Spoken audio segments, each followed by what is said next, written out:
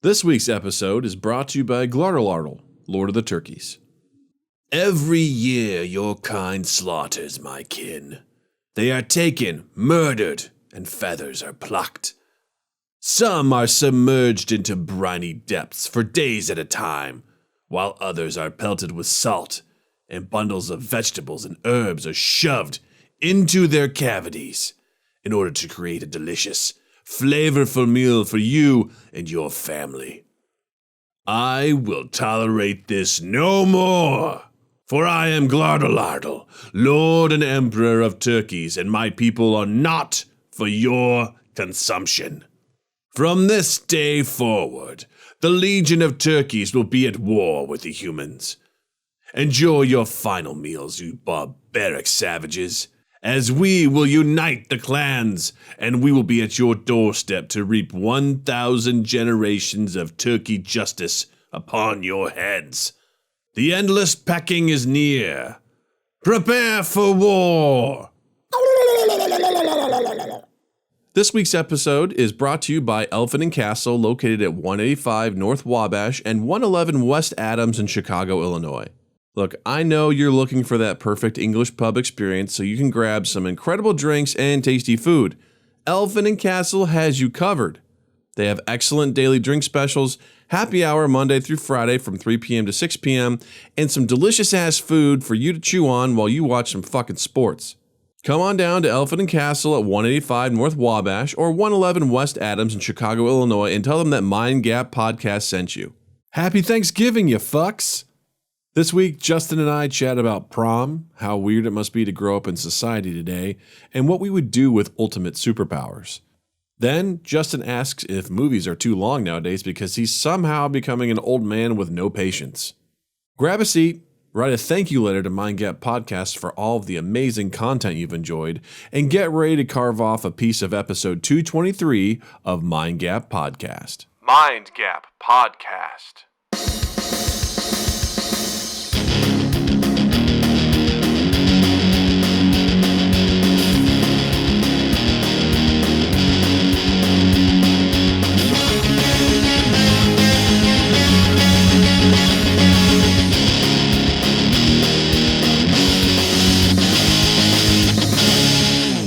Welcome to the chat.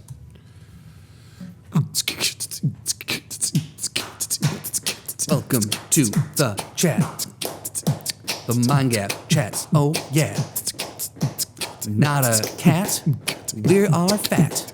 It's the Mind Gap chat.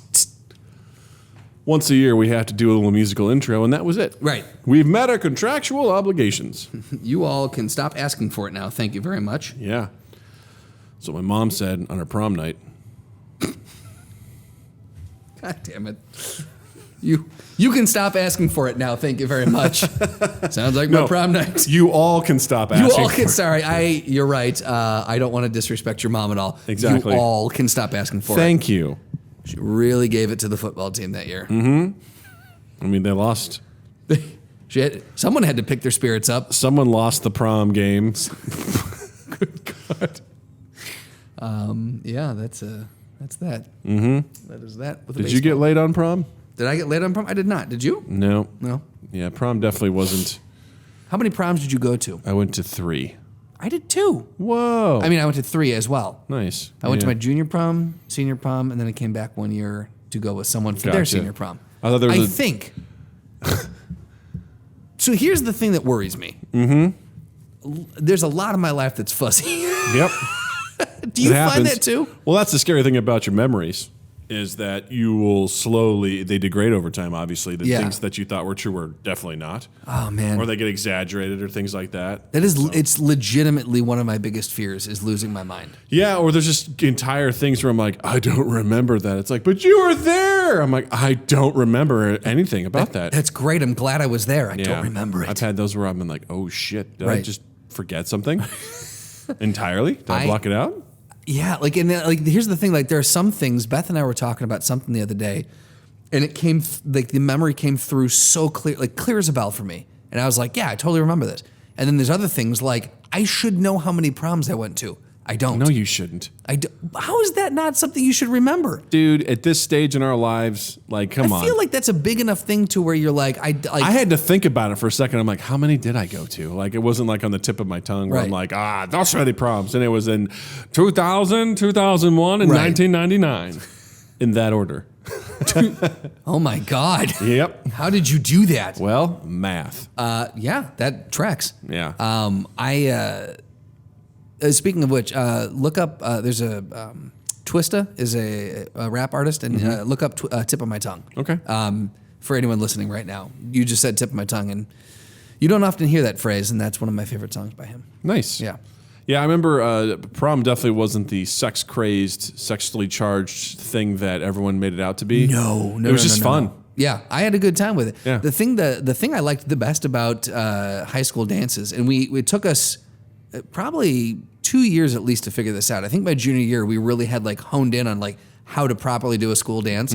Is my group of friends, we you get the person you were going with, you'd go have a great time at the dance, and then we would go back to one person's house, and we would have like their parents would pick up like 50 McNuggets and a couple like burgers from McDonald's and candy and this and that. They'd have the table set out, and we'd just stay at their place until like 1 a.m. We'd watch movies, we'd hang out, like. That was cause some people would like, oh, we got to go to dinner after the dance or before the dance. We're like, fuck that. Like, we're just going to someone's house, we'll watch movies, and we'll just have a good time. That was one of my favorite points of any of the dances we went to. Yeah, definitely. Like, I remember specifically the McNuggets. Thanks, McDonald's. Prom, I remember doing like, we'd always have dinner at someone's house beforehand. It just felt like we were playing dress up, and I hated very it. much so, yeah. I hated everything about that part of it.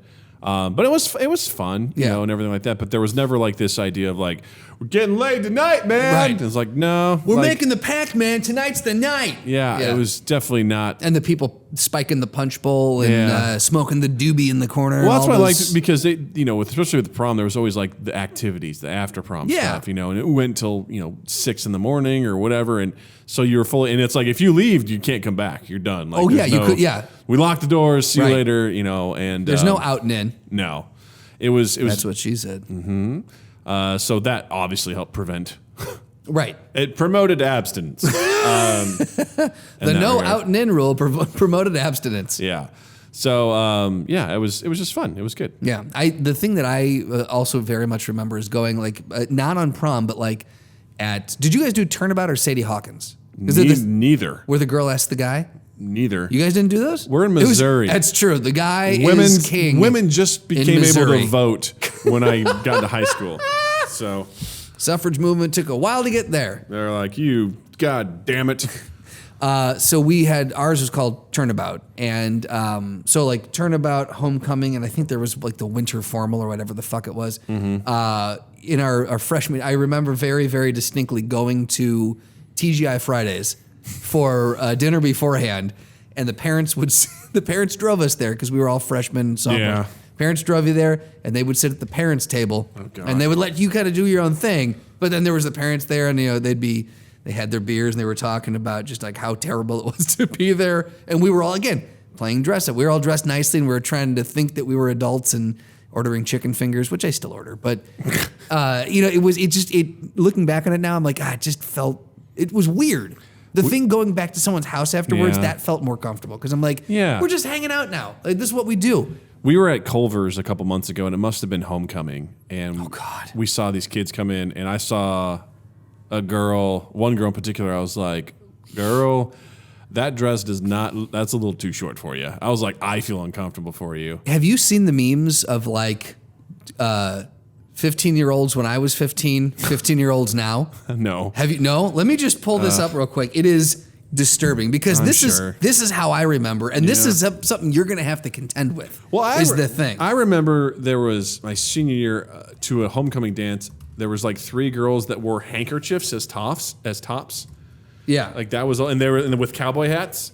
And I remember them. They got their like picture in the yearbook or something. They're like, we just wanted to make a statement, or like we really wanted to make a loud whatever. And I was just like, gross. It was gross. There we go. 13-year-olds now versus me at 13. Ugh.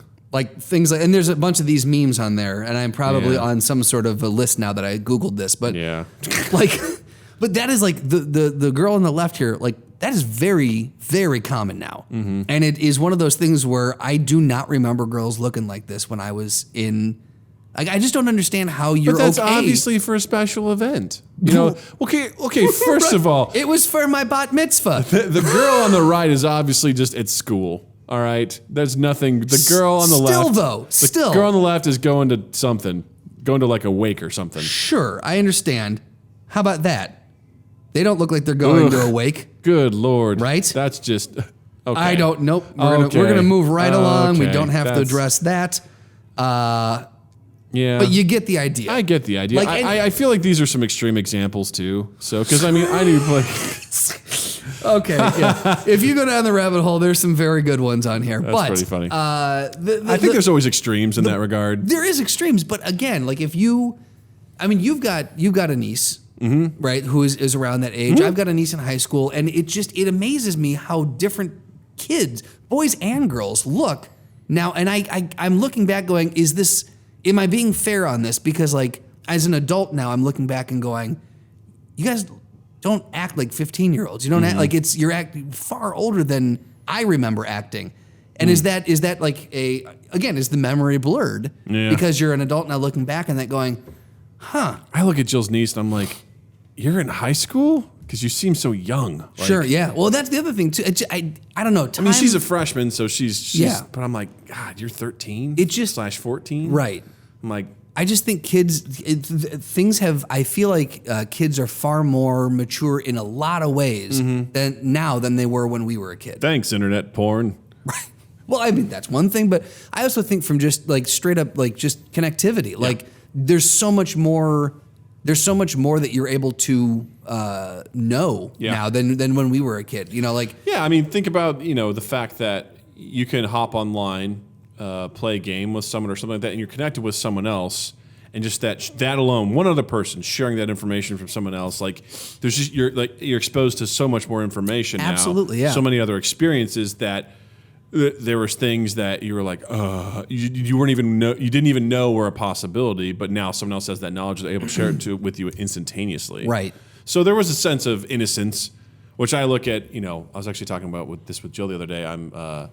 I realize stories and movies now that deal with kids who either have to take on too much responsibility for their age, or I hear real life stories about that where these kids essentially have to shed their innocence to become adults And like get a job early, or like just support like, their family, or like all of they a make sudden, dinner and do laundry, or like they have to take charge or something. That's kind of what always struck me even back then was with Man of Steel.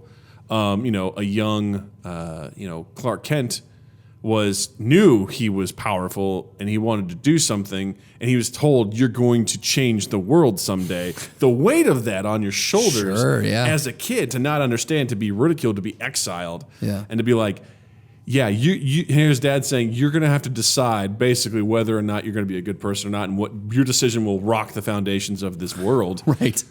Like that hits me It's harder fucking than heavy, ever man. now. Yeah. I'm about to finish up the comic book series Fable. Okay. Fables. It is so fucking good, and we're at the part where we're the killing your darling stage, and I'm like, God damn it! But there's this heartwarming scene with these two characters, and they're kind of like in limbo, and they're talking, and one of them is Boy Blue, and the other one is Big B, aka the Big Bad Wolf. Okay. And Boy Blue is a badass in this story. Like, he's kind of a really known fable, but he does amazing things, and you grow to really love him. And he's like talking with Big B, saying like, "Hey man, you got to make a decision about what's about to happen." He's like, "But before you go, there's someone." He goes, "I need to leave now, but I want you to talk to someone." And in the distance comes a small child, and you realize it's one of Big B's sons, and you realize, oh shit, that's right, this kid died. And he died to save his sister, and Big B, who is in the form of a wolf, immediately turns into a human, and he's like, "Oh, what are you doing here? Why are you here?" And I realized like Big B doesn't know that his son died. Oh, Jesus Christ! And his son is like, That'd be fucking he goes, bug, man. He goes, "Hey Dad," he's like, "we need to talk." He's like, man to man, wolf to wolf, pack leader to pack leader, and he goes, "I want to tell you what happened." He goes, "And I need you to tell me straight up." He's like, "Did I do the right thing?" And I was like, that hit me so hard, because it's like, here's a kid who's like 10, right? but he's obviously got magic. around him, surrounded by a fantastical universe, but he was in a situation where he knew that in order for his sister to survive, he had to kill himself. He had to sacrifice himself because he was like considered the pack leader of all the kids. Yeah. And he does it, and he's like, I hope I did the right thing. And just to be a father confronted with your son's ghost kind of and be like, Dad, did I do the right thing? And be like, fuck, it hurts me in my soul. Feels, all the feels. I'm like, fuck, Yeah. God damn it. Like, it's so well written. For sure, yeah. It's such a good, God damn it, it's a good comic. But I think that is that a recent comic or not? No, I think it wrapped up in the 2010s. At some point. So I would still consider, Yeah. because I still think that is a very good representation of again kids growing up faster nowadays. Mm-hmm. I really do think that there is this, the growing up process has been expedited. Yeah. And I think that is, you're seeing that in stories, you're seeing that in the coming of age stories. Kids are there's more being put on them. There's more responsibility. They're acting different. There's more information. They're dressing different. They do not reflect the us at that age that I remember. I think that's. I really just that's think a fair thing. Like even going back to your parents, Oh, very much so. Yeah. Just the world was different, and it continues to be different, and it's a way where with all that information, and it's tough. I wouldn't want to be a teenager these days. I would fail hard at being a teenager. I don't think you would. I think you'd be susceptible to a lot of things. Oh, no, I would fail hard. I don't know, man. With social media and my temper, I would fail hard. I think you'd surprise yourself. You think so? Yeah, you'd probably get 25 to life, but you'd surprise yourself. Yeah. It's just there's a lot of hard lessons to learn that are really not too forgivable nowadays. Like, if you make a mistake, it will come back to haunt you. Right. In a lot of ways now. Well, your mistakes on a are grand stage. So much more public than what our mistakes were. Yeah. And that's just the nature of the game, the nature of the beast now. Yeah. It's just like, it's so easy for people. Again, you talk about kids that are more than ever hurting themselves, doing self-harm, that they don't understand, kids' suicide rates and things like that just because of, what was it? Someone said you could go home and be away from all that, but now with the internet age, that stuff, the bullying and things like that, it exists all day, every Follows day, you wherever you are, yeah. So it's really, really, it's a challenge, and it'll be interesting to see how that affects this generation. Yeah. I mean, all generations, but specifically the young generation now. Do you see at all, because I've thought about this recently, do you see at all the social media and this interconnectivity hitting a critical mass point and turning and regressing? Well, I mean, we're already speaking in hieroglyphics again with emojis. It's very true. But but like the fact that you don't get a break from bullying and all that. Like, do you think people will ever start to move back off of social media? It'll hit a tipping point. I don't know if people will fully move off of it. There's obviously people that are like, yeah, I don't want to be on Facebook anymore. I don't trust it, or this or that. But it's so. Well, and that's our generation that are getting off Facebook. There's a certain like our niece. I guarantee you, your niece probably never had a Facebook account. I don't know if she does, actually. Right, like it's because Facebook is the old thing to do, and now it's social medias go through waves, but the next one is always there. Yeah, I do think at some point I have a hard time convincing myself. I have a hard time seeing it, but I'm still convinced that it will happen. Just because I think logically it has to. I think we will go. I think there will at some point, and it could be 50 years from now.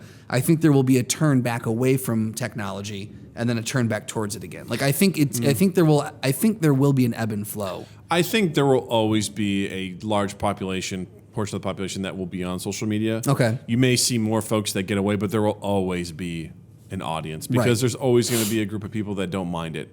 Or well, that's true too. Yeah, it's like most things, like Google, for example. I mean, Google is a monster in all the exact ways that is. It's a monster company. Yeah.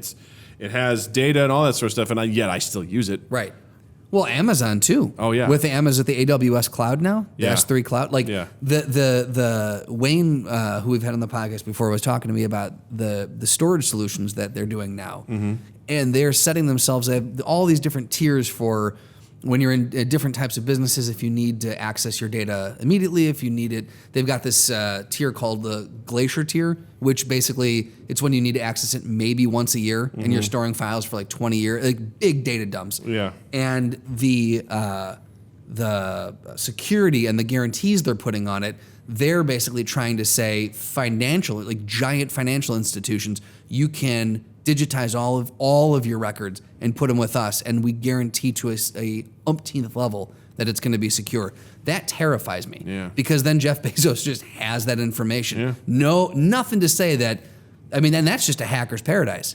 You know, Google's got this, Amazon's got all this insane amount of information now that they're moving to cloud-based stuff. You know, with the Disney accounts that were getting hacked, and everyone's like on a very small scale. Like all these companies, everything centralizing is it's terrifying, and I think that's why I think people eventually will hit a point where they start to move back away from that. Well, it's the thing that's going to be tough is the people that move away are giving up convenience. And if there's one thing I've known about human species in my small time on this earth is that we love convenience. Yes, I do like convenience. And if you eliminate that convenience, it's hard to go back. It's hard to go back to something that's inconvenient. Sure. It's very, very difficult for. And Matt, I mean, you can do it. I mean, right. Jill and I lived without a microwave for about 7 months. Right. We did just fine. It was annoying. And it was weird when I had it back. I'm like, this only takes 3 minutes now, right, as opposed to 45. You know, it shaped the way that we started cooking. I mean, we went back, but it's like we wouldn't choose to do that if we didn't want to. We were just lazy about getting a new microwave. Sure, yeah. But you know, it's convenience rules a lot of these sorts of situations. And I think to your point, you know, after listening to the Edward Snowden podcast, with I still need to listen to Joe Rogan. He described basically how he got access to release. You needed to have at least a super user to go through all this information, and he had it, and he was noticing some really disturbing things. Sure, yeah.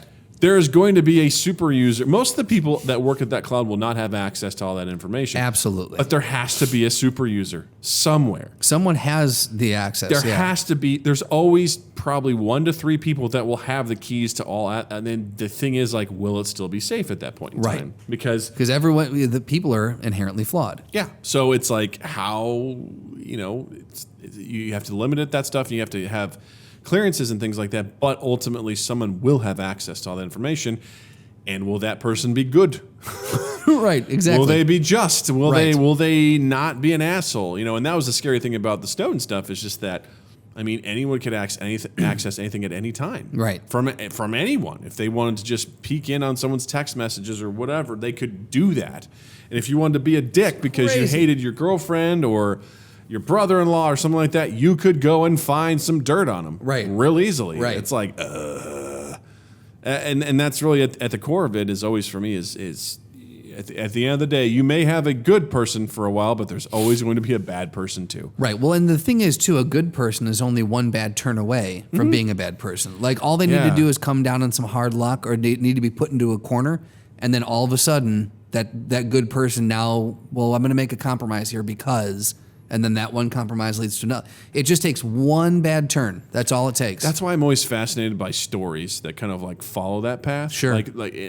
Narratives, you mean, or just kind of like stories like of, you know, there was a game that I used to like called Dragon Age, and in it the idea was, you know, magic is frowned upon because the people who have access to magic also have potential access to what they call the Fade, which is where demons can go and basically come in through that person, and it creates darkspawn. Not a good thing.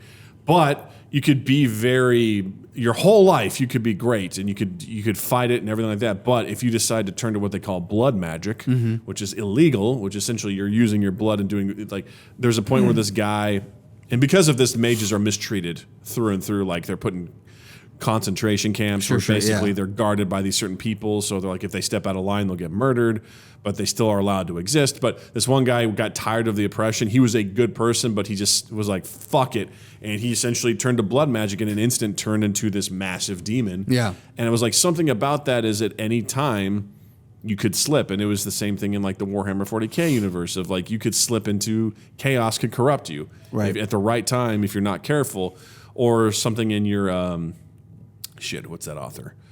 Fuck. I can't remember. Stephen Nope. King.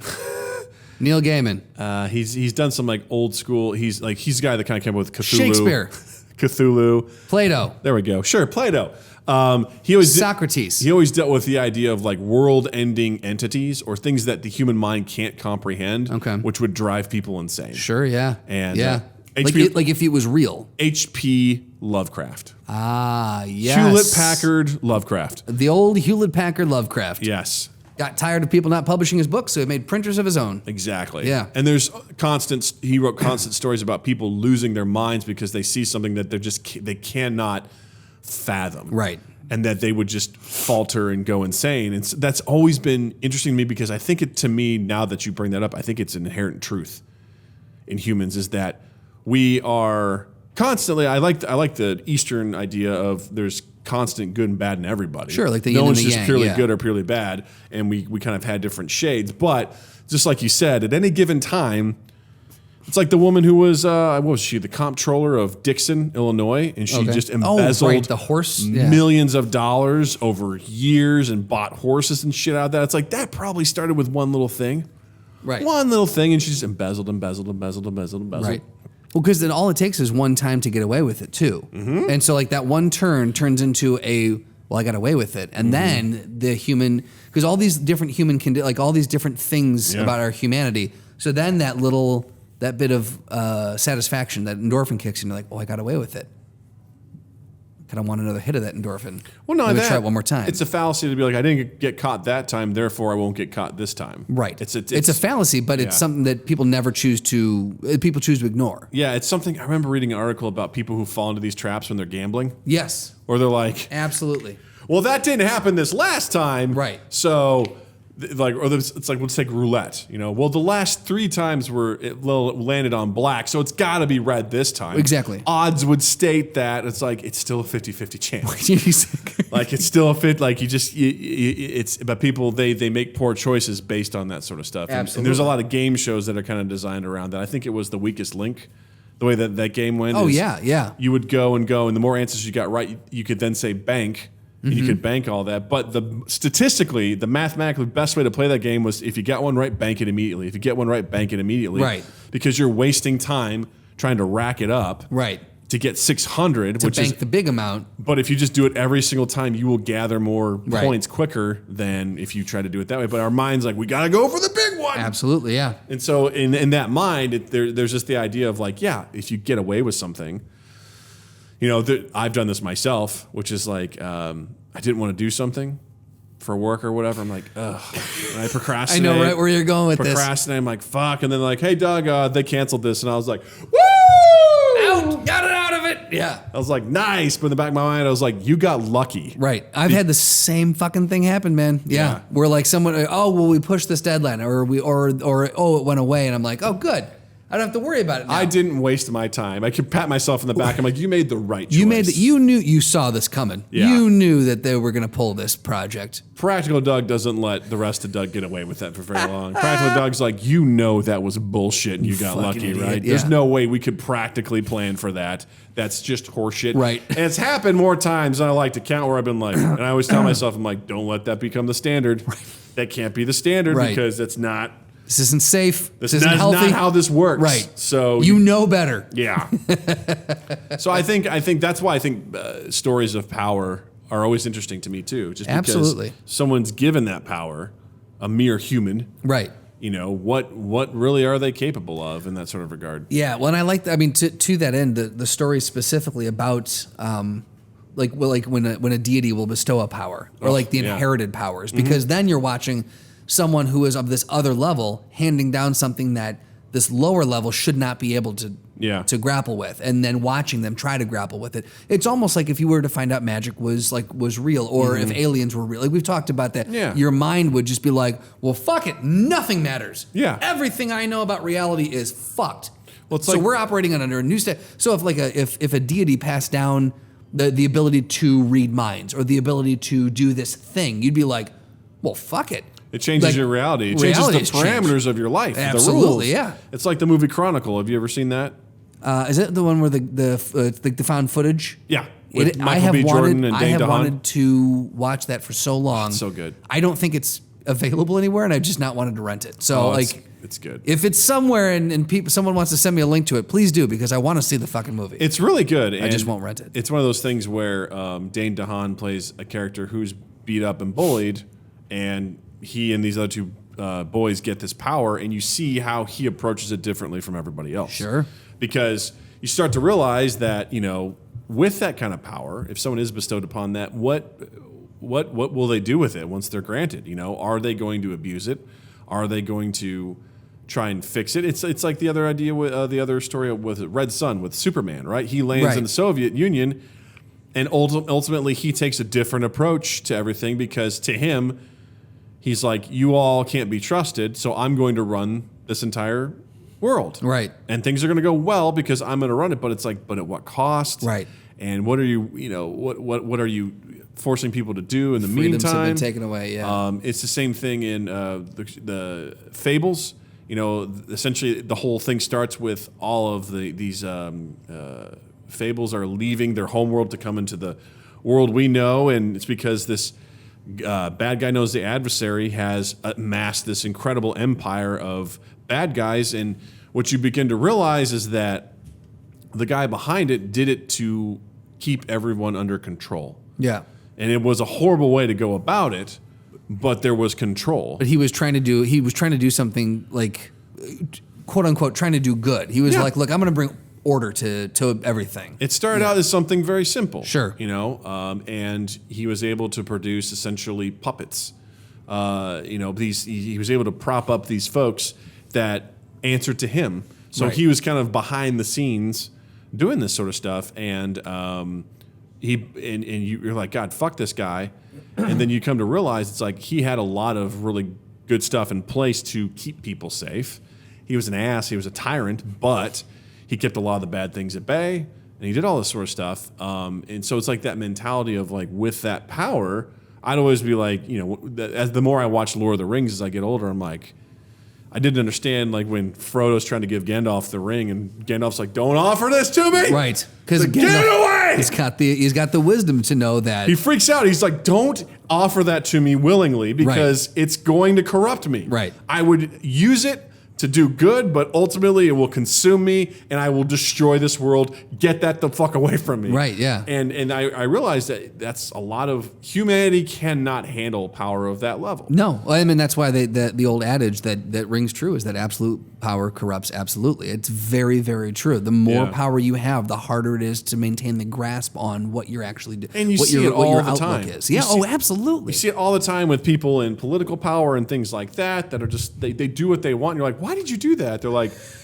because I can. We're getting a show from Nice. from Zach Blade. Now he's leaving. He's leaving. Oh, kisses. I was like, I'm just going to assume that's a drunk patron. I got very worried for a second because I couldn't see his face. I'm like, that's a dude in a very fuzzy coat and he's got long hair. What's happening? Nice. Yeah.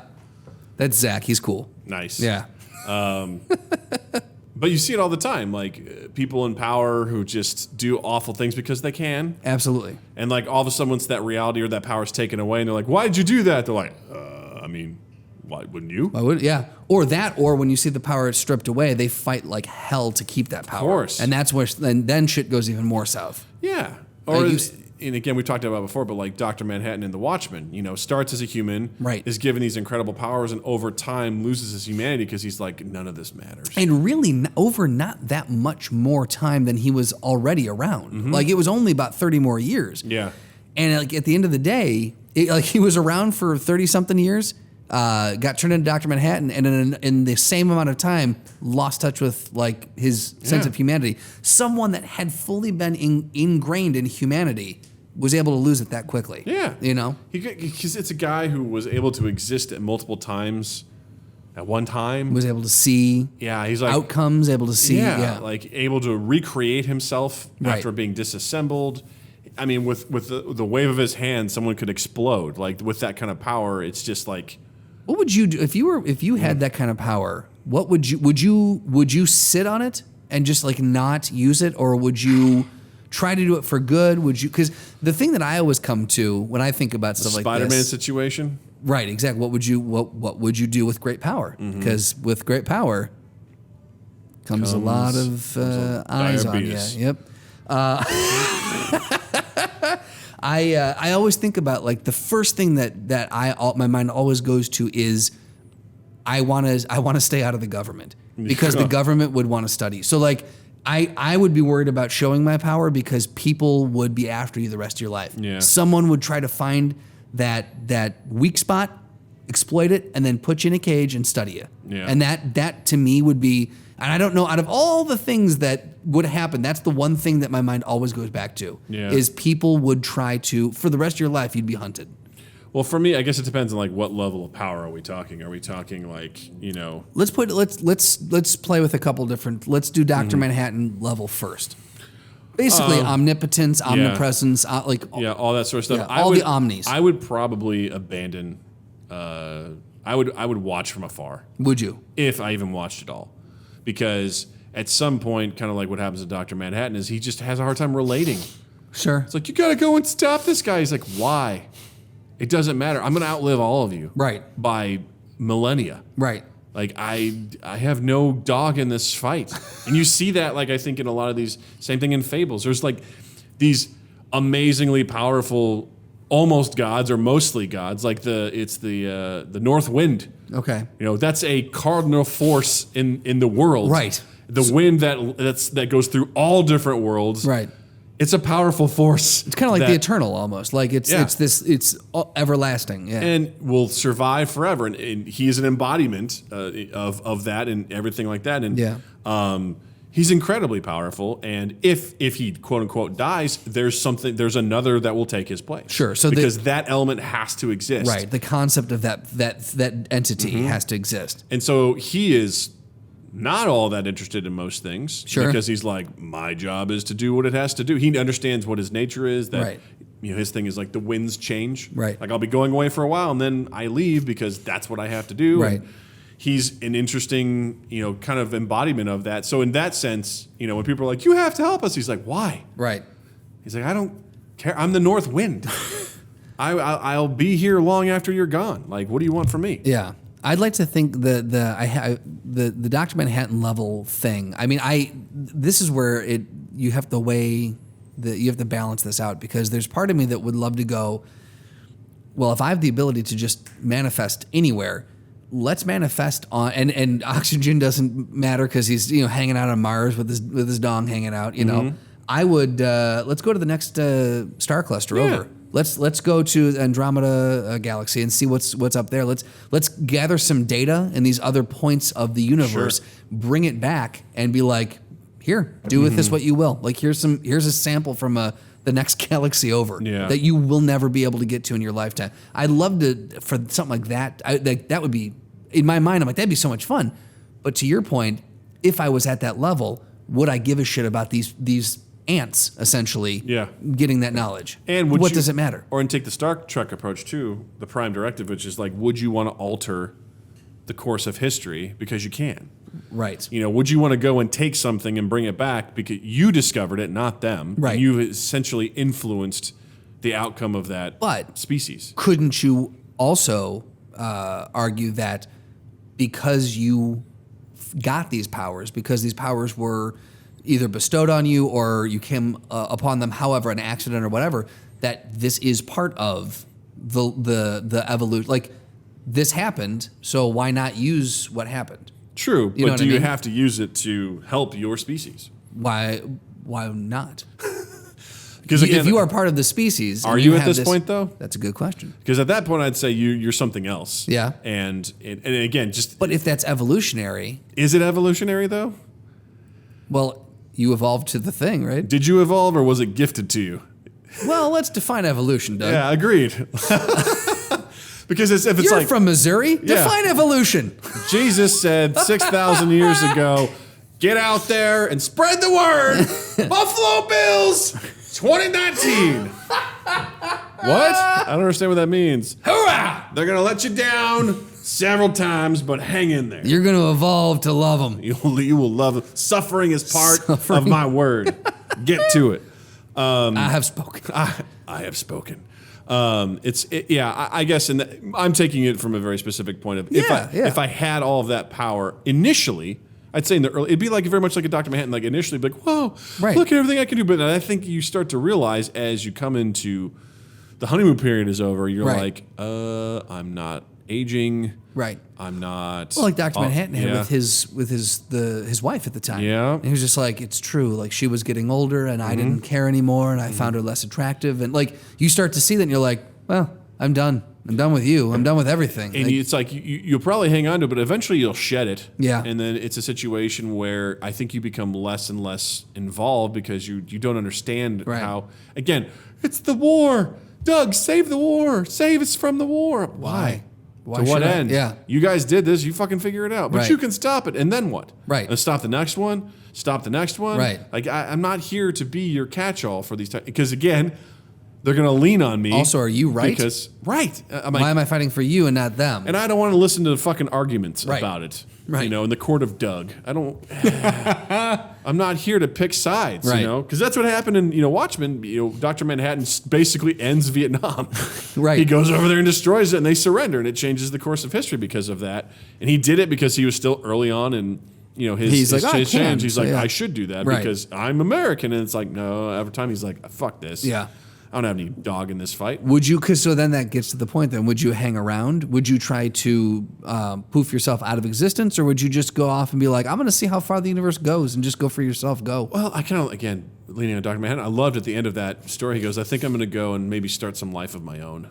That's an insane notion, Right? which is very interesting. Yeah. Because I'm like, that would be interesting. I think I would explore. Yeah. I think that would be the thing I would explore to see like what else was out there. And you would try to, it's almost like Ego from Guardians of the Galaxy 2. What's your purpose at that point in time? Right. Because I feel like if you may shed some of that, but you still kind of have to have a purpose. Right. Because if you don't, then what? You're You literally know? just floating in space. The most powerful things have a purpose, Right. And it may A take la the North Wind. exactly like he's there to take care of whatever he has to do, and it's like Galactus, Sure. in the X-Men universe, right? Like or Marvel, his purpose is to consume dead planets. That's what he does. Right. He consumes them because that's part of the cycle. And if I just am granted these powers, and I'm like, what do I do with this? I'd probably try to kill myself at some point if I couldn't find my purpose. Yeah. Because otherwise, why am I here? I'm going to outlive everyone on Earth. Right. There's no point in even trying to make relationships there. So, But what if you could, so to that end though, and again, this might be back to our original argument, but what if you could, in your exploration, help further the human species? I just start to wonder if I would even care if I wanted to help them anymore. But if you're going to go off and create life of your own, why If- not? I mean, again, if Right, but I'm yeah. saying like with this Dr. Manhattan model, why not just, if you're going to create life of your own, you've got to be able to go into the assumption that eventually this life will try to destroy itself as well. So why not just help the humans evolve through the cosmos? What if I can make something better? Can you though? I don't know. I have pretty awesome powers. I guess too, it also, how did you get the powers comes into Yeah. that too, because depending on how you come into the powers also might help you to see what that purpose is. Mm-hmm. You know what I mean? Yeah, because I mean, I don't have a lot of faith in humanity in general right Sure. now, and I don't even have superpowers. So, I think we're capable of amazing things, but We're also capable of horrendous things. exactly. And I would think it'd be pretty arrogant to think that I would be the one to shape that. Yeah. To be like, I have these powers, you will learn from me or you will die. And I'd also need to have some really amazing threat that's coming, because then maybe I help them fight it. But why You would know? you help them fight it?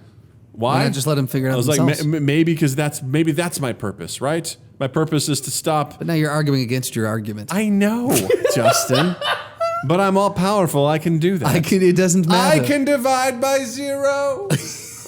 That would be my power. Oh shit! And it would just drive Vellucci nuts. Yeah, I'd be like, "Fuck you, buddy! I just rewrote the laws of math." No, everything I've known. My only power is to make him upset. I will undo the Fibonacci sequence. Oh, it would make him cry so hard. Make him cry so hard. Yeah. Okay, so let's take the power to a different level now. Mm-hmm. And you've got Wolverine level power. Oh God. Do you? Why? Oh God, on that. That was such an angry. Oh God. Oh God. Because that's just like you're gonna be a lab rat. There's Right, There's so- nothing you can do that's. So do you keep the power hidden, or Yes. do you use it for something? I mean, I feel just cynical today. So I think I would probably just try to avoid, because it's such a situation like that too. If I have regenerative powers and things like that, I'm like, I'm outliving you. I'm outliving everybody, but at the same time, I'm going to have human needs, so I'm going to want to connect. And the further you are away from people, but again, it's like you could put people at risk, right, by doing that sort of stuff. It would be a very lonely existence. That's why, I feel for Wolverine, because that guy can't have a normal life with anybody. Sure. So what about non Phoenix level Jean Grey? You've got like telekinesis and a little bit of telepathy. Oh God, it'd be so hard not to help people. See, for me, that would be the danger zone power, because I would easily just be on the couch. Yeah. Remote, come to me. Like Yeah. I would get so fat and lazy. Yeah. I would have a hard time not using that, not abusing that power on a very personal level. It'd just be hard to use it and not have anybody know. Right. Because that's the thing, is, at the end of the day, you can't let anybody know that you have that. Right. Because if you do, it's over. That's the thing.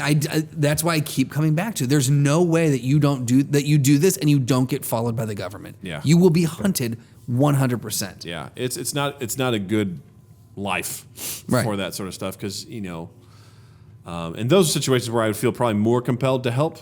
Sure. And not only that, I'd also be like, God, if I get angry. Yeah, heaven help you all. Oh my God! Like what horrible, people punch holes in walls when they're mad. Imagine if you've got telekinesis. All the tables just go through the windows. I think I've said this before. I'll say it again. I would just flick people in the balls just nonstop. That I hate. I'd just be like, fuck. Oh God, what was that? And they'd be like, fuck. Oh my God. Oh. Yeah. Oh, what's wrong? Oh, my balls hurt. Yeah, just people that are just crushing their phones, just things like that. I think that would be one of my big things, is that the people who are walking like assholes with their noses in their phones, or the people wearing those, the lazy neck holders. Yep. Just as you're walking by, just flicking the phone out of that thing and it drops, and they're like, oh, what's that about? Yeah. Yeah. Someone's driving an asshole, explode their tire, Just pop the tire, yeah. Like, what are you gonna do? Ah, branch fell in your car. That sucks. Yeah, like that's the stuff that I'd be like, I would be so petty shit. Oh, it would be pretty awful to do to people too. Oh, 100%. Yeah. This is why I say that there powers exist out there, and people go, well, how come we haven't seen them? Because people aren't idiots. The ones with the powers don't want you to know they have powers. It exists. Yeah. You fucking sheeple. Come on, it exists. It exists. Powers exist. Yeah. Prove me wrong. Come at me. Come at me. My balls! Exactly. Oh, God, what the fuck, man? Oh, shit.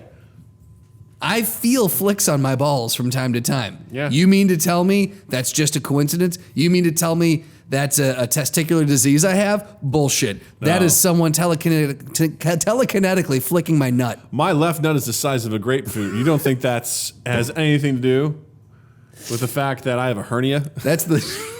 That's Doug's, that's the musical he's going to be performing this winter. My left nut is the size of a grapefruit, starring Douglas Cochran. It goes, it's... My left nut. It tells you everything in the title, You know what to get. Ironically, it's about the world hunger situation. Yeah. It's a very political it's about a musical. Man who goes to an impoverished area of the country to grow fruit in orchards. And in the process, he develops testicular cancer. But, doing his good deeds, people come to notice, and eventually he succumbs to the sickness and slowly dies. But that orchard was named after him, and he was there to create great produce in an underserved part of this great nation. Absolutely. And he was always remembered. It's beautiful, is what it is. It's what we need for the holidays. Yeah. It's a gorgeous, and that orchard just keeps producing. My left nut is the size of a grapefruit. Starring Douglas Cochran. Can that be the title of the episode? Starring Douglas Cochran.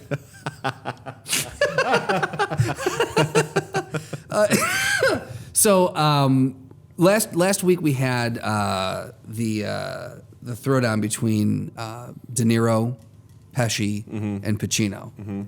And that was a la The Irishman, which is coming out this week. When this drops, it'll be coming out the following day on Netflix. It's already been in the theaters for a little bit. We were talking about it at lunch today. The movie is 3.5 fucking hours long. That's a long fucking movie. So was Avengers Endgame. Right. So one thing I wanted to get your opinion, your hot take on in the latter half of this podcast is the length of movies. Because I was watching Drive with Ryan Gosling. Right? Yeah. Great movie. Really enjoy. You've seen it. Okay. And did you like it? Great soundtrack. Incredible soundtrack. Yeah. Very ultra violent at unexpected times.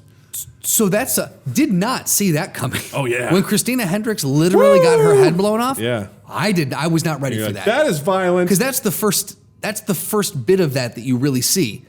Was not ready. Yeah. And then when he literally stomped a guy's head in, again, I knew that this was in this world. We've set this up. Was not ready for that. The hammer sequence, Was not ready for that. Yeah. Yeah. So, that being said, it's an hour. I was like, as I was watching him, like, this is moving along at a real nice clip. Like, I feel like we're in Act 3 already. And I looked, I'm like, oh shit, we are in Act 3. Okay. And it's an hour and 40 minutes. What happened to the hour and a half movie? Do you remember when movies used to be like a digestible, manageable thing? It started me thinking today at lunch, and I wanted to get your take on it. I honestly feel like people are kind of becoming full of themselves in movies, and I think the movies are just too long nowadays. All right, old man Justin. Right. These movies are too old. I've got things to do. I'm tired. I want to go to sleep. I don't want to sit in the dark anymore. But do you not feel that way? It depends. There's some movies where I'm like, yes, going to be 3 hours. And then other times if I see it's an hour and a half, I'm like, well, that's probably going to suck. That it's an hour. Oh, that's too short? Yeah, because I'm like, you guys obviously are just trying to fart something out here. Most kids' movies are around an hour and a half, which makes sense. Right, but again, I argue are you a child? Is that what you're saying? Absolutely. Yes. Do you not realize how much we talk about poop on this podcast? You fucking child. But I just feel like an hour and a half, an hour and 45 minutes is more than enough time to tell a lot of stories. And I think there are a lot of movies I feel like when I go back and think, and I think people stretch, they're trying to stretch this out because it's expected now. Like movie budgets are inflating. Movie lengths are inflating. And I think it's this expectation that, we have to spend more. It's got to be longer now. We've got to give them their money's worth. And I feel like telling a story in a real tight hour and 45 minutes, hour and a half, I feel like that's a lost art to me. I think it depends on the movie. It depends on what you're trying to do, because a movie like Drive does not need to be 2.5 hours. That would be the worst fucking thing ever. Because there's movies you watch and you're like, man, this feels like it's 2 hours, 2.5 hours, and it doesn't feel like it. Sure. And there's other times where you're like, Jesus Christ, I'm only 60 minutes in, and it feels like a lifetime. Absolutely, yeah. And I agree, like, action movies need to be shorter, for sure. Think pieces, you need a little bit more time to unpack that. I will give you that. But when we're hitting, like, we're seeing more and more movies push over that 2.5 hour mark towards the 3 hour mark. And with this one being 3.5 hours, it's just a fucking long fucking time. Even with a really well told story, it still feels like that is a marathon to get through. I don't know. I've always been a fan of it if it works. Like, if the story needs to be 3.5 hours, cool. If it doesn't, that's where I get pissed, where I'm like, ugh.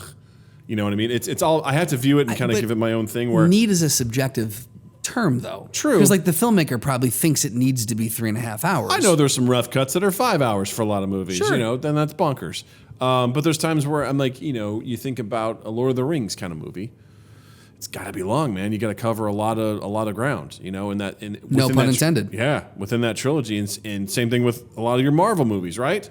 Typical. I honestly think of Marvel movies do not need to be that long. It depends. Again, like some of them, like Ant-Man was probably, those movies were kind of on the shorter end of some of it. Then there's other ones that like Ragnarok or whatever. A lot of stuff's happening. Obviously, your Avengers tentpole ones, a lot of shit's happening. Right. Infinity War and Endgame, got to wrap a lot of things up. They did set themselves up for that, but I will say I feel like Endgame went on too long. Personally, I was sitting in the theater. There were 2 times I can remember where I was just like... Name them. Okay, one was when we saw Thor in his cabin. That whole sequence, that could have been cut in half for me. That was far too long. Mm-hmm. And the other one, I've only seen it once, so I got to reach back now and remember what the other one was. Yeah, reach back. What do you feel? You want to reach back? What do you feel? I feel... Uh-oh. It's cold. What do you feel? It's cold. Is it cold? Why is it cold? It's because it's enlarged. Oh, God. It's because it's the size of a grapefruit. Be gentle. My Left Nut is the size of a grapefruit, starring Douglas Cochran this winter. 4-hour epic. Coming in January. I'm struggling to remember the second part. It had to have been something around where they were planning. It was something around the planning phase when they were all sitting around. Yeah, I'll give you that. In the Avengers Palace, basically, in the X-Men mansion, the Avengers mansion. It was one of those scenes. I can't remember specifically, but I know the Thor scene for sure.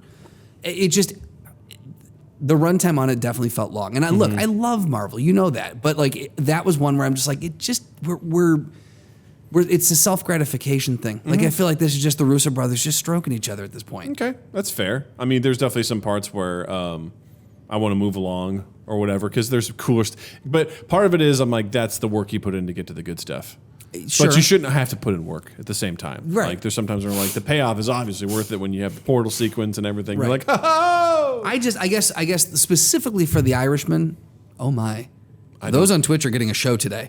It's called Where Will Doug's Pop Guard Go Next? Right. Doug's Pop Guard is feeling rather limpy today. It is not happy. I guess specifically with the Irishman, what really kicked it off is I was like, this does not seem like a movie to me that needs 3.5 hours to tell. I mean, you could be right. It's been getting good reviews. People have been saying nice things about it. You know, very complimentary things. It's a film. It's cinema. Right. There are people acting, and they act well. But I can't see. This is one of those movies where I'm like, I just can't see this taking 3.5 hours. I mean, again, I'd have to just sit down and watch it to find out for sure. Because there's going to be times where, you know, I'm like, yeah, that felt long. And that's just my layman's sort of approach to it. I don't mind a long movie as long as it doesn't feel long. Sure. And that's where, like I said, I've watched hour-and-a-half movies where I'm like, make it stop. Right. Let it be done because Jesus Christ.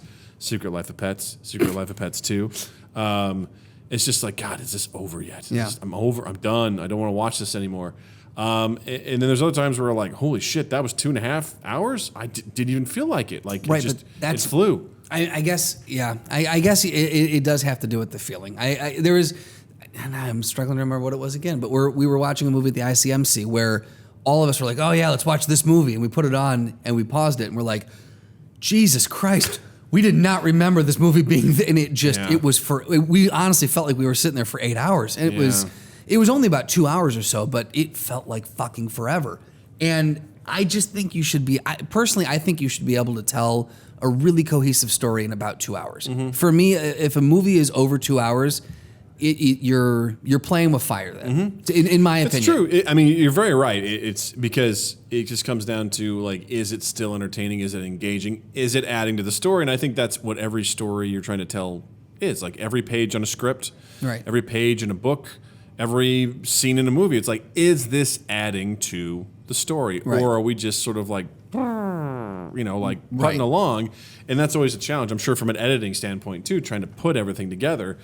It's like, what do we need to have in here? And there's times where I go and I watch director's cuts and they have like these additional scenes and I'm like, oh, I see why they cut that. Sure, yeah. That's a cool scene, but they probably didn't need it. Right. Or there's other times where I'm like, why the fuck did you cut that?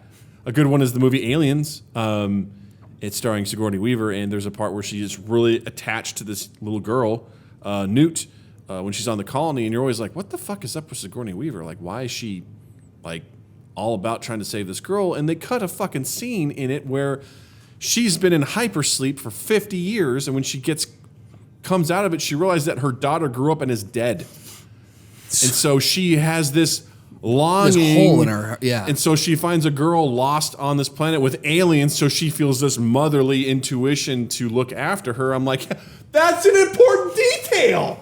Right. Why would you cut that out? It's like a minute or two. Right. Like, save it. Were you really that hard up to shave time off this thing? And then there was other ones that they cut out where it's like, let's watch the colony get invaded by face huggers. It's like, yeah, we don't need that. Right. In fact, by doing that, I'm like, yeah, that really undercuts the movie because when you first see the colony, it's torn to shit and you're like, what the fuck happened here? Yeah. You're seeing it the same way that the Marines are seeing it. And it's horrifying versus, hey, look at all these people who look like they're from the 80s working at this 80s level workshop. Right. And it's like, it adds to it. So there are definitely some scenes where I'm like, I get why they did it. Yeah. And there's other times where I'm like, I don't understand why you did. By and large, and this is a personal thing. This is completely personal because I know there are people who just love this in movies. But for me, any car chase scene, it needs to be short. I'm with you. Because I will lose interest real fucking quick. I'm with you. The worst part to me is a movie that's got an extended, like a 5-minute car chase scene. Nothing pisses me off more because I'm like, how many more right turns are we gonna see? Yeah, I'm Great, wondering. they went down a staircase. Cool. I'm sure it was hard to do that. Right. Visually, I'm sure that's awesome. I don't give a shit. Because there's like the Bourne movies. Yes. Always they have, but they're fucking cool. Yes. But I'd like to go back because the one I really like is the one for Bourne Supremacy when they're in Russia. Like that one. Remind me of that one. Was that?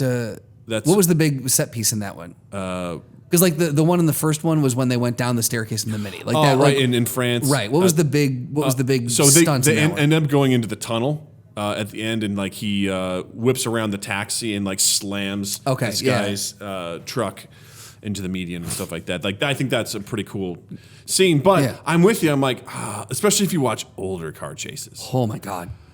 Oh boy. Imagine going back and watch the Blues Brothers cars chase scene. But see, that one is different for me, and here's why. Here's why. Because I like it. Was because it's a good fucking car. They intercut it with. It wasn't. You weren't just following them in the car. Mm-hmm. Like they went into the car. There was dialogue. They showed what else was happening. So I will say it was too long. Yeah. There were some elements, but because there were so many different themes or elements that they brought into it, I felt like it broke it up a little bit more. Well, I also think that it's telling of the time. Well, absolutely, yeah. That was we like talked about acceptable. establishing shots back then where they cut the guy's running, cut back to the person watching, cut back to the guy running, cut back to the it's almost like Monty Python and the Holy Grail. You know what scene I'm talking about there? Where they're watching at the castle when he's storming the castle, and every time they cut back to him running, he's starting back at the same place. Yeah. And in my mind, I'm like, oh, this is almost a satire of action sequences, you know? Yeah, the one that comes to mind is Clash of the Titans, the old one. Okay. Oh, where, yes. Where Perseus is riding on his Pegasus, and it's just like trying to save, like the sea monster's just sitting there like, getting closer and closer to the princess who's chained up, and he's just flying on Pegasus. I'm like, we get it! You're on your way! I'm like, monster. Just at this point, you're so close to her, you're like gonna sniff her armpits first and then decide. I'm like, you're right there.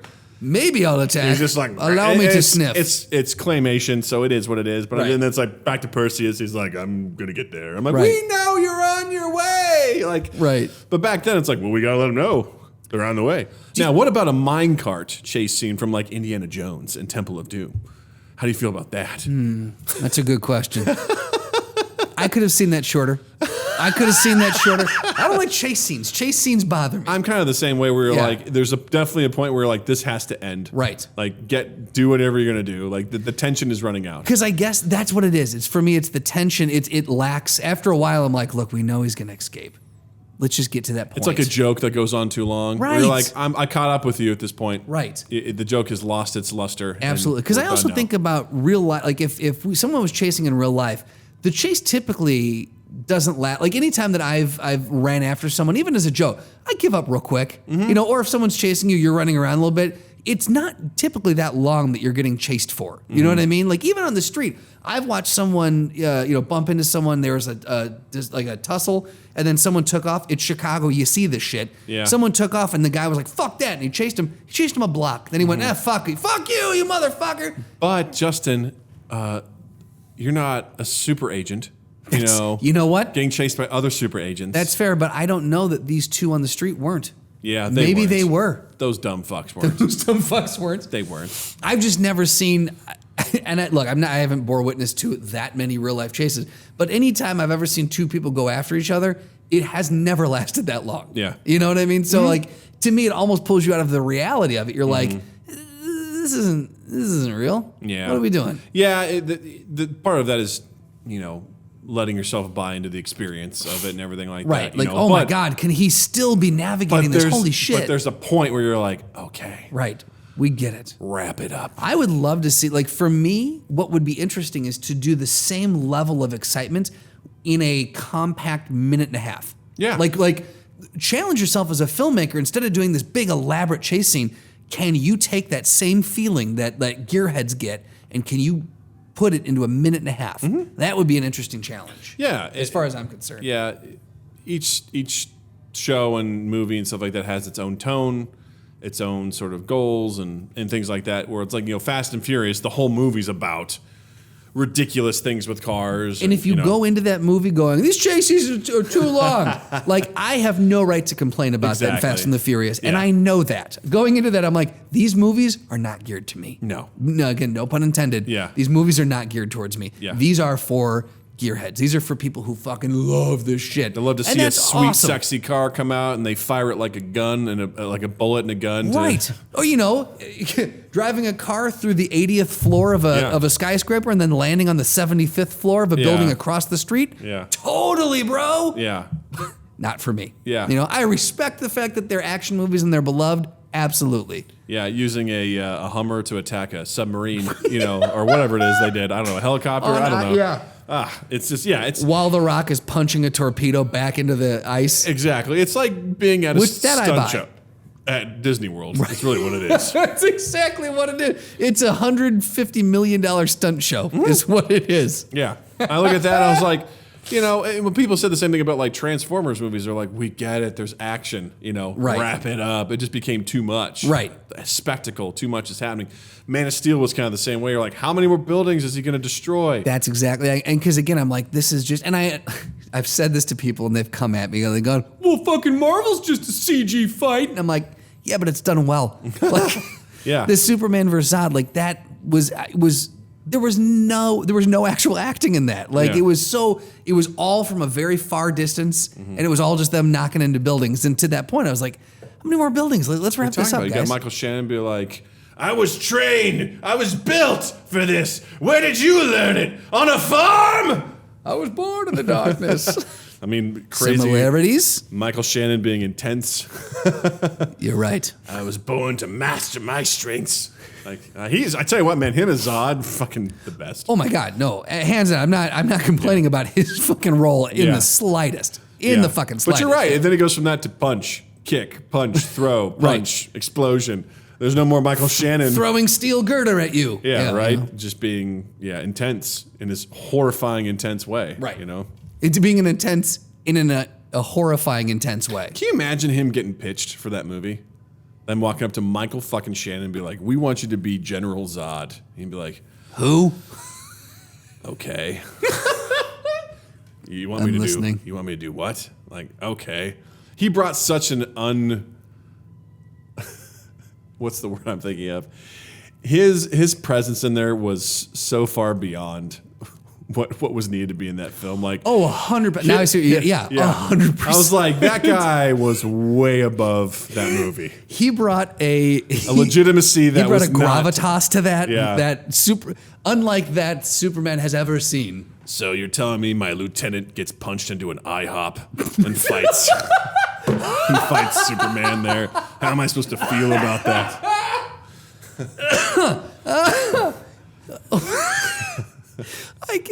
To have him trying to logic his way through the script. Yeah. Hold on. So at the end, you're saying I'm taunting him, and I've got lasers coming out of my eyes, and I'm going to kill an immigrant family, and he's got me by the neck. Yeah. Am I right so far? Yeah. Yeah, you got it, Michael. Okay, and then. So I overthrow the government because I think they're asshats, and I'm trying to take the DNA of our colony to choose who will be birthed, when, and where. I'm on board for that. Right. But then we get put in the Phantom Zone right. for punished for a failed coup, and the planet dies anyway. And then we get pulled out, and we're put into this weird thing I've never heard of called the Throwdown. Nice. Thank you. I think that's probably how the pitch went. Yeah, right. Really, yeah. Today's Throwdown is based off of you are 100% the genesis of this Throwdown. Nice. So thank you. No, wait, that's just in advance. Yeah, sorry. Well done. Today's Throwdown, without beating around the bush, is Tom Segura versus Bert Kreischer. Oh, without a doubt, it's got to be Tom Segura. Really? He's got. Now we're not talking dance off. Oh no, we're not talking. By the way, Oh, if you no. have not seen the Tom Segura, is it Bert Kreischer? Kreischer. Yeah, Kreischer. Chrysler. Like Chrysler Building, but Kreischer. If you've not seen the Tom versus Bert, Brent Crystals.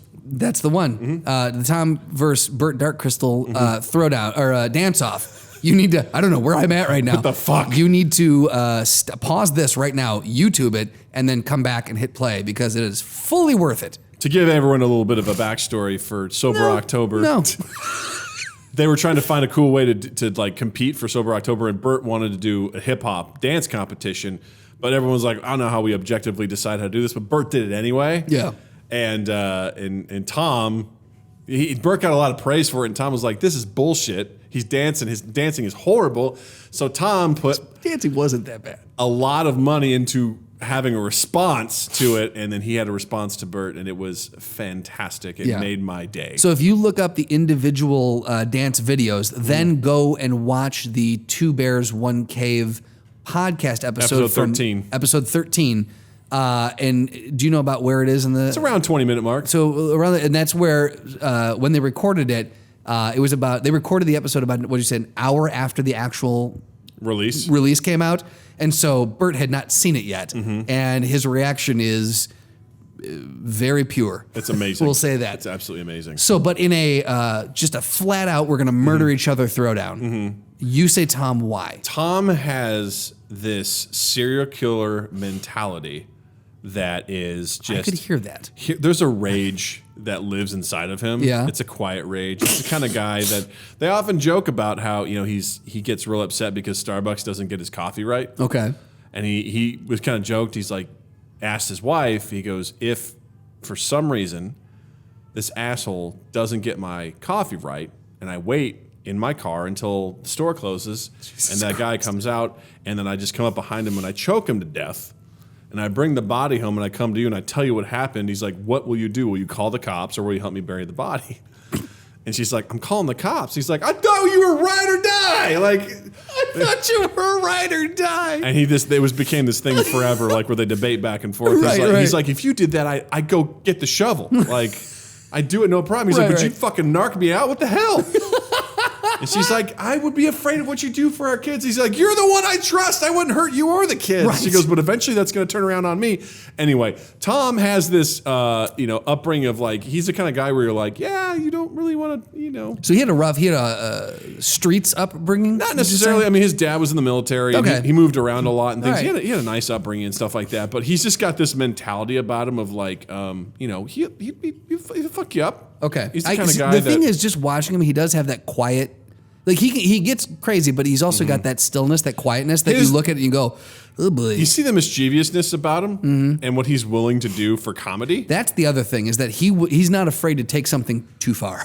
Not at all. Yeah. Another example, they've been going through these TikToks. Yeah, sure. And one of them was a guy from the Bloods who was responding to people who were saying he was a false blood. And he was like saying a bunch of lingo. And one of the things he does is a blood battle cry called Suwu. Apparently that's what they do before they blast somebody and blow someone up. And Tom was making merchandise because he would go to shows and people would be like, Suwu! And people are like, a gang unit from LA who likes the podcast, a guy from their call goes, dude, you have to stop doing this. Seriously? He's like, you need to do this, because Tom was having shirts with Suwu on it. And he was like...